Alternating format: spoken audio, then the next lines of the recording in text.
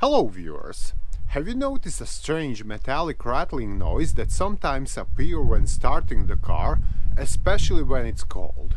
Or maybe its engine is not behaving at its best, with hard starting or lack of power being a common occurrence. Well, these might be warning signs of a bad timing chain which, if not taken care of, can very easily result in a complete engine failure. And because that's something you really want to avoid, let's see what to do. Common symptoms of a bad timing chain range from a metallic rattle to various engine issues, such as poor performance and hard starting, often accompanied by a check engine light. But let's take a closer look at each of them. A stretched timing chain that doesn't have sufficient tension will most likely generate a characteristic and noticeable metallic rattle and clatter. This unusual sound is probably most noticeable just after the engine is started, but it may also appear during sharp accelerations when you suddenly press the throttle to the floor. Obviously, weird underhood noises can be caused by a lot of things, but if you can hear it coming from this general area, there is a good chance the timing chain is to blame. Another thing you might notice with a bad timing chain is hiccups on accelerations, which usually occur at certain revs. The reason for this, one of many possible at least, is a misalignment between the crankshaft and camshafts caused by a stretched timing chain. Gasoline engines with variable valve timing, those would be the ones with a VVT badge on their trunk, are especially prone to this issue. Besides these acceleration woes, a bad timing chain could affect the engine's overall performance. From the driver's point of view, this translates as a lack of power when putting the foot down. The fact is, if the crankshaft and camshafts are out of sync, the valves won't open at the exact moment as they should. And this obviously means less air will get inside the engine, effectively choking it. Similarly, if the timing chain is past its best days, the engine might be difficult to start. Or to put it simply, it'll take much more cranking before it finally fires up. Again, with the movement of valves and pistons not being perfectly synchronized, the ignition and fuel injection timing won't be correct, which will be most evident when starting. Obviously, all these issues are bound to be noticed by the car's ECU, as it closely monitors all aspects of the engine's operation. And when something's wrong, it'll trigger a check engine light on the dashboard to tell you there's a problem.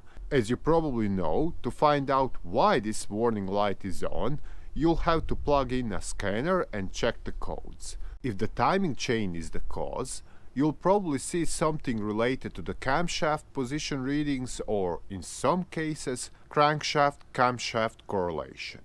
Now, all of these are sort of telltale signs of a worn timing chain which, if not taken care of quickly, can result in it breaking apart.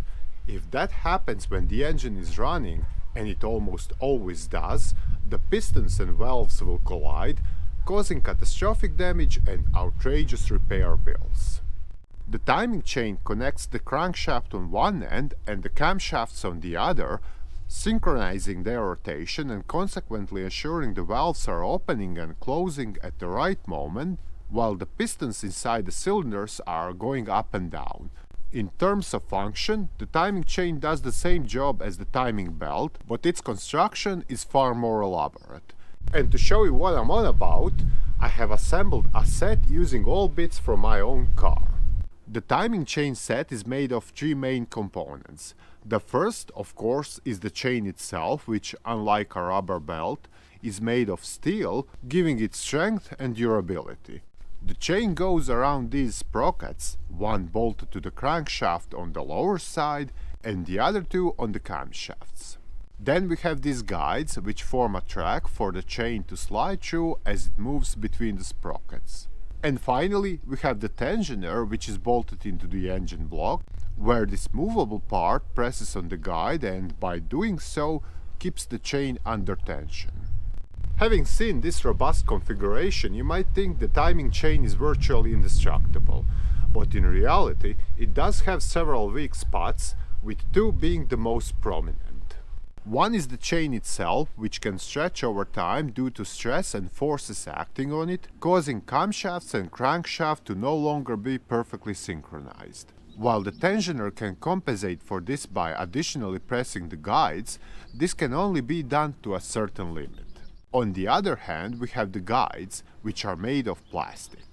What can happen here, especially with some engines, is that the plastic becomes brittle over time due to exposure to high temperatures and eventually breaks under load. And when that happens, there is nothing to keep the timing chain on track, which usually results in engine damage. To make matters worse, this usually happens all of a sudden, without any warning, so if your car suddenly starts rattling and acting strange, turn it off immediately. In most cars, the timing chain is fitted to the side of the engine where the auxiliary belt is. But because it's inside the engine, you can only see it when the valve cover is removed or, like here, with the oil filler cap off. Just one small portion of it and a section of the guides, to be more precise. Some car makers though, especially German, BMW, Audi, have started fitting the timing chain to the back of the engine where it meets the transmission. This configuration is more compact, but it also makes replacing it far more difficult and consequently more expensive. And this brings us to the last question. And that's how much will it cost to put in a new timing chain? Obviously, the exact prices depend on the car itself, but what I can say right away is it won't be cheap. When doing this job, you have to at least replace the chain together with the guides and tensioner, and this alone will cost well over $500. To be honest, it may be a bit less if you take the cheapest replacement parts, but these usually don't last long. Besides the chain set itself, it might be necessary to replace the sprockets if the teeth on them are corroded and worn. Putting a new chain on such sprockets wouldn't make sense, as this would only accelerate wear. In addition, most cars will have an additional drive chain for the oil pump, which should be replaced as a part of this job. Of course, the complexity of the whole replacement has a significant impact on the price, assuming you're paying a mechanic to do it. As said, if the timing chain is at the back, facing the transmission, either it or the engine needs to be pulled out to replace the timing chain. So after all parts and labor costs are added up, you might end up paying $2,000 or more for the job. Yes, very expensive, I know, but on the upside, you'll probably won't have to do it ever again, as most timing chains last for several 100,000 miles. So that would be all about the timing chain, what it does, how to tell if it's bad, and how much it costs to replace it. I hope this video was helpful, and if so, don't forget to hit that like button and share it with your friends. But if your car is still not running right, a whole lot of other things could be causing the issue. So to continue troubleshooting, check out other videos here or visit our site mechanicbase.com for detailed automotive repair guides. Bye!